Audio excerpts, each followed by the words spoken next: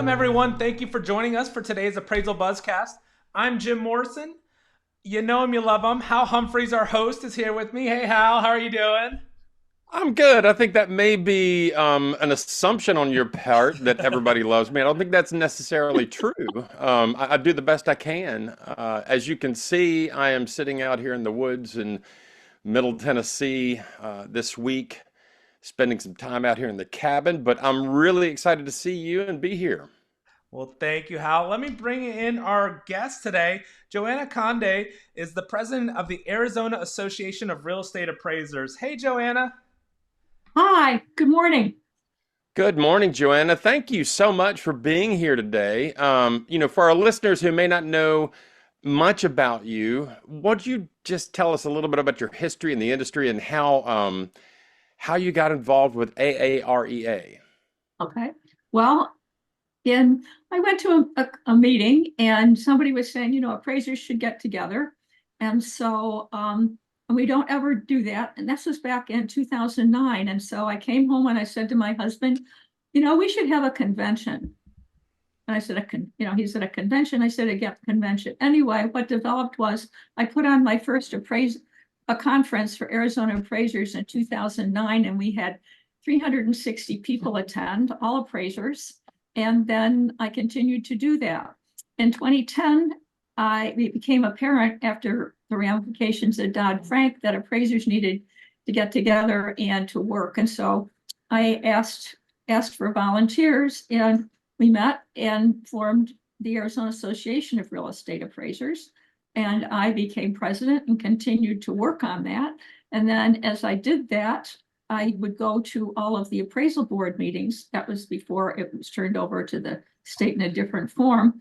And I found out that, a lot was needed. And so since I had to form a school to put on the conference, I had started having people teach for me, but then I decided, why don't I teach for myself? So I wrote my classes.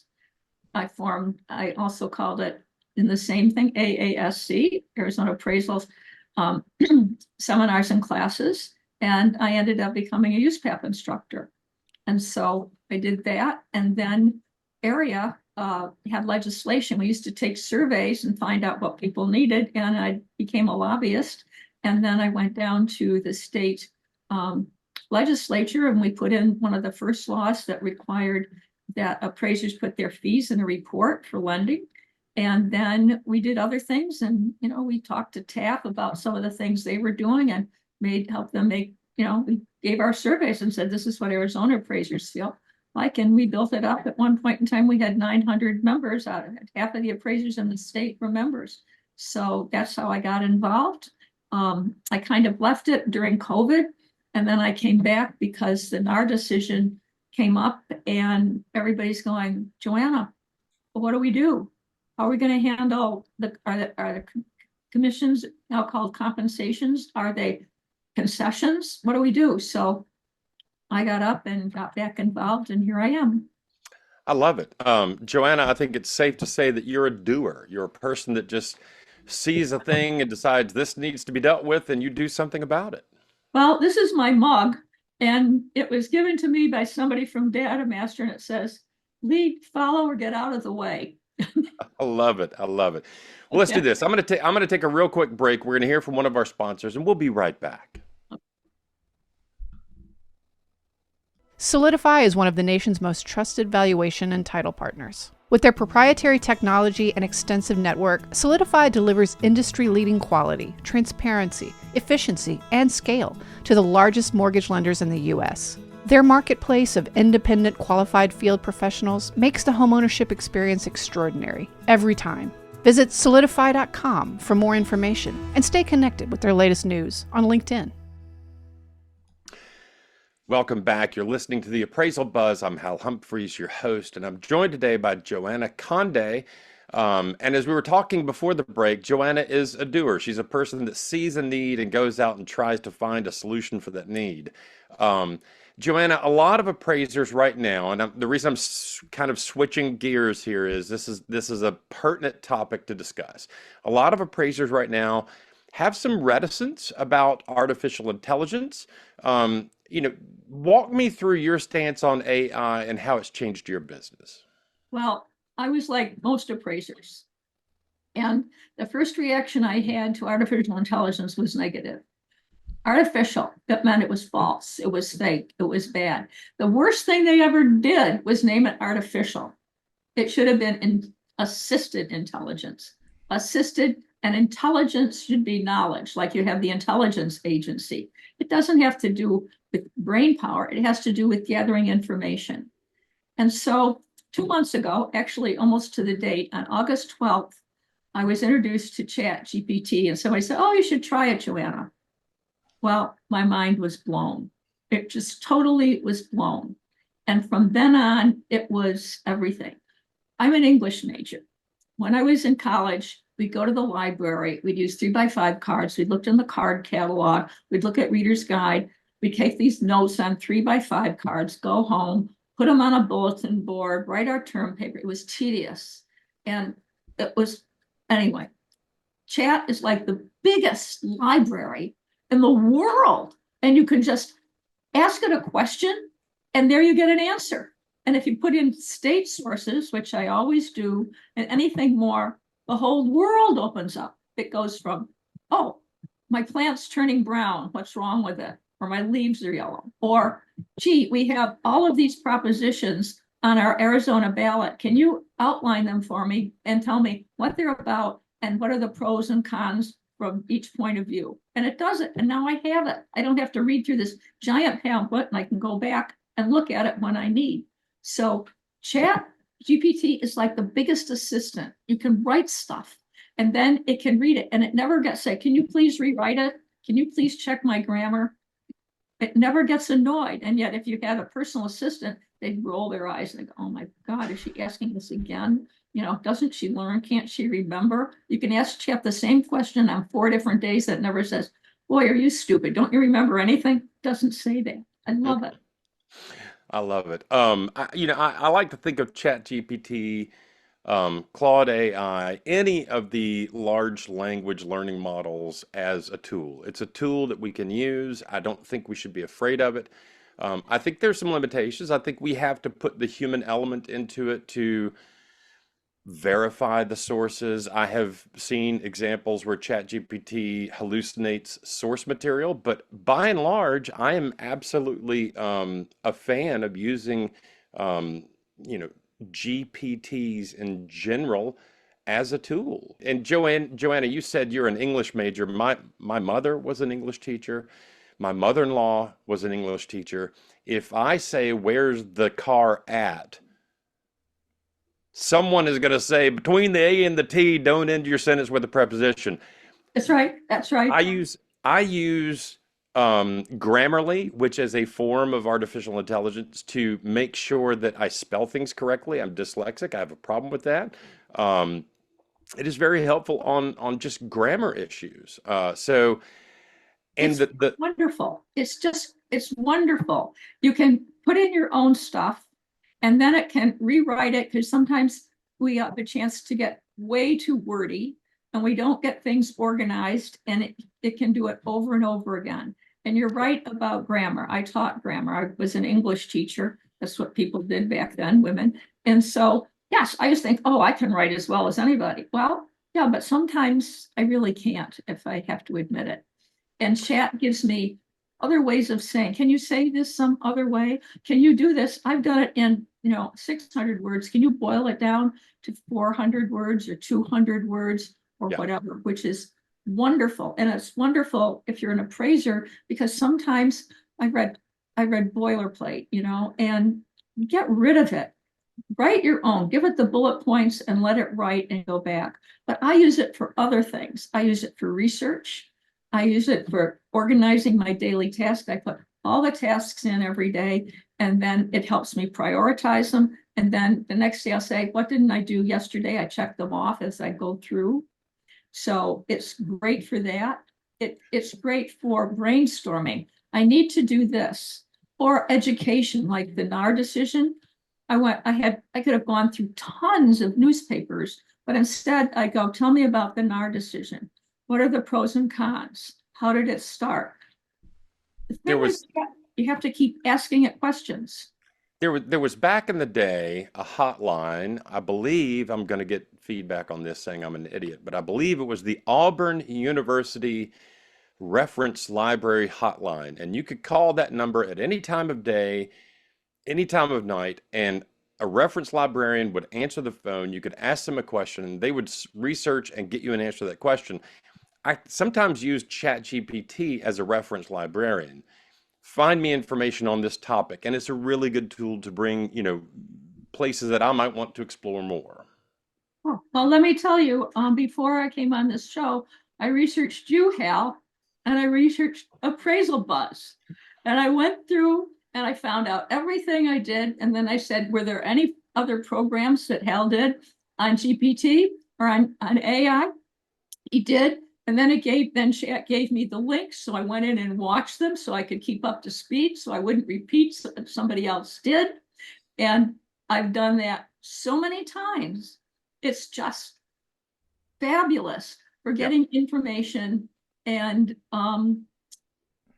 remember that there was an old movie with Spencer Tracy and Katharine Hepburn when she was doing computer work, and he was going to be an efficiency expert. And the computer was going to take over doing the research of this group. And here we are, 70 years later, and this is where we've come. Interesting stuff. Interesting stuff. Joanna, I'm going to take a quick break. We're going to hear from one of our sponsors, and we'll be right back. Okay. LIA Administrators and Insurance Services, serving valuation professionals since 1978. We provide E&O insurance with a commitment to superior customer service, outstanding liability education, and unmatched claim defense, benefiting over 10,000 real estate professionals nationwide. Explore our exclusive appraiser liability education by Peter Christensen and cost-effective seminars designed to foster your growth. Our underwriters, with an average of 26 years of experience each, are dedicated to supporting appraisers. Visit liability.com to discover how LIA can safeguard your business. Welcome back, everyone. You're listening to the Appraisal Buzz. I'm Hal Humphreys, your host. I'm joined today by Joanna Conde out in Arizona. We've been talking about artificial intelligence, AI. Joanna, you and I chatted earlier in the week about some of the ways you're using AI. You've been using AI to help create, manage, and market niche businesses. Talk to me a little bit about that. Oh, that is probably the most exciting thing I've done.